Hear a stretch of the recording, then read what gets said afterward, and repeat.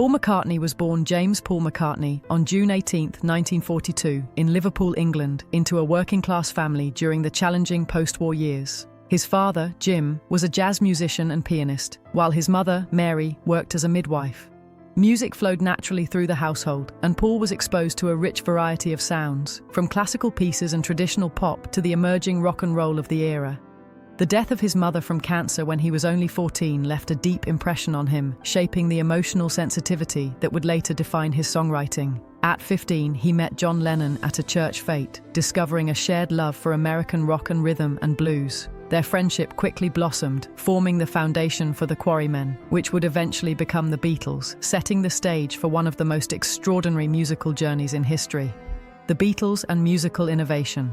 By the early 1960s, the Beatles had evolved into a global phenomenon, with McCartney at the center as both bassist and co-lead vocalist. His talent extended far beyond performance, encompassing melodic bass lines, innovative song structures, and a remarkable vocal range. Iconic songs like Yesterday, Hey Jude, and Blackbird highlighted his mastery, with Yesterday alone being covered over 2,000 times, a testament to its enduring appeal. Beyond songwriting, McCartney embraced experimentation, exploring orchestral arrangements, tape loops, and psychedelic textures on albums like Sgt. Pepper's Lonely Hearts Club Band and Revolver. His musical versatility allowed him to move seamlessly from tender ballads to energetic rock anthems, shaping the Beatles' signature sound. Even in the midst of global fame, Paul's curiosity and commitment to pushing boundaries marked him as not just a musician, but a visionary shaping the future of modern music. Life after the Beatles. Following the Beatles' breakup in 1970, McCartney continued his creative journey with Wings, formed alongside his wife, Linda, and fellow musicians. The band produced numerous hits throughout the 1970s, including Band on the Run, Live and Let Die, and Jet, illustrating Paul's continued innovation and ability to craft memorable songs. His post-Beatles work also featured collaborations with artists such as Stevie Wonder, Michael Jackson, Kanye West, and Rihanna, bridging generational gaps and exploring a variety of musical styles. McCartney's output spanned acoustic introspection, pop rock, electronic music, and even classical compositions. Over decades, he evolved continually as an artist, demonstrating that creativity has no expiration date. His willingness to explore new genres while remaining true to his melodic strengths has cemented his reputation as a musician whose influence transcends time, continuing to inspire audiences and fellow artists alike.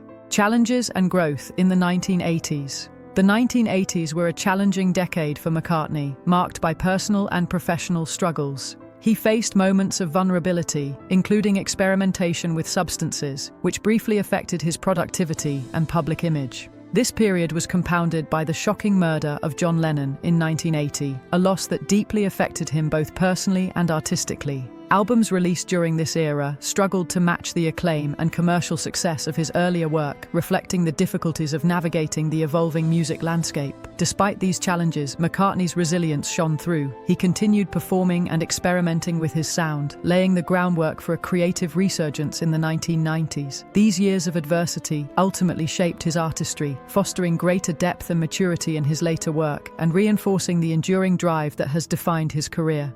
Advocacy and recognition. Beyond his musical achievements, McCartney has consistently championed social and environmental causes, including animal rights, vegetarianism, and humanitarian efforts. Recognized for both his artistic and cultural contributions, he was knighted by Queen Elizabeth II in 1997, earning the title Sir Paul McCartney. His accolades include 18 Grammy Awards, dual inductions into the Rock and Roll Hall of Fame, once as a Beatle and once as a solo artist, and a Kennedy Center honor. Even as he aged into his 80s, Paul remained a tireless performer and public figure, inspiring audiences worldwide. His 2022 Glastonbury performance at age 80 exemplified his enduring energy, artistry, and joy. McCartney's lifelong curiosity, optimism, and commitment to creativity continue to make him a symbol of perseverance and artistic excellence, admired not only for his musical genius, but also for his integrity and humanity. Personal life and romantic relationships. McCartney's personal life has often fascinated the public, particularly his romantic relationships. In his early years during Beatlemania, he was considered one of the world's most eligible bachelors, attracting attention from numerous admirers. In 1967, he met Linda Eastman, an American photographer with an independent spirit and love for animals. Their connection was immediate, built on mutual respect and affection. They married in a modest London ceremony in 1969, surprising fans with the understated intimacy of the event.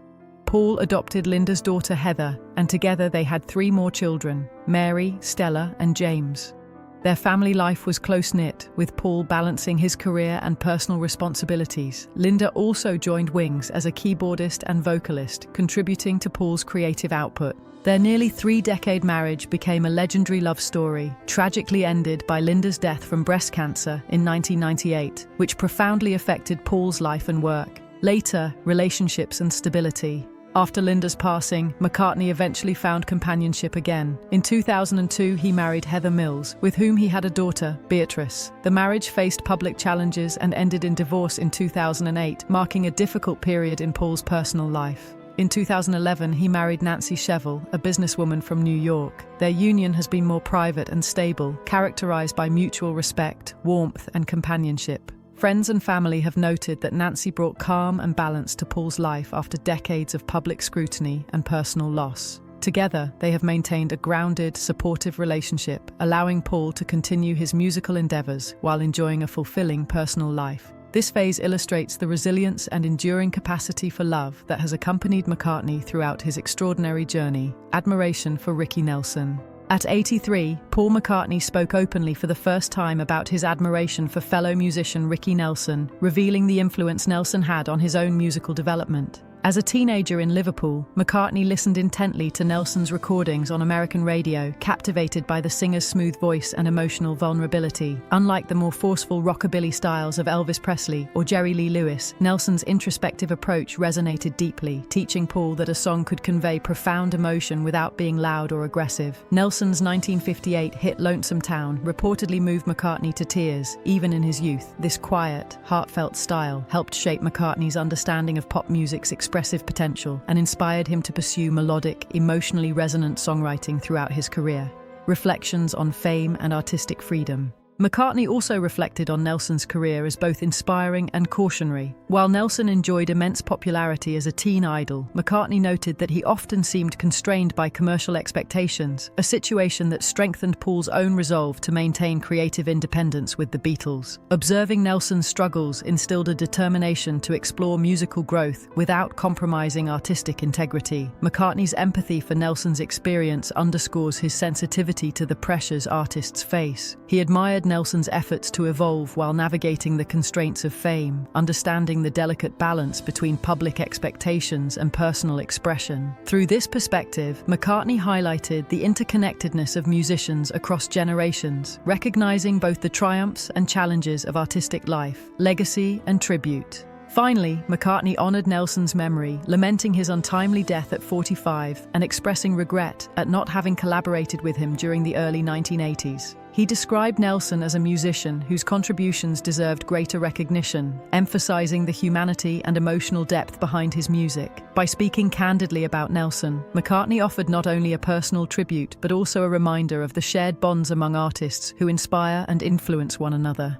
His reflections serve as a testament to the lasting impact of music and the importance of recognizing creative contributions across generations. Even in his 80s, Paul McCartney continues to celebrate artistry, connection, and expression, proving that admiration, respect, and creativity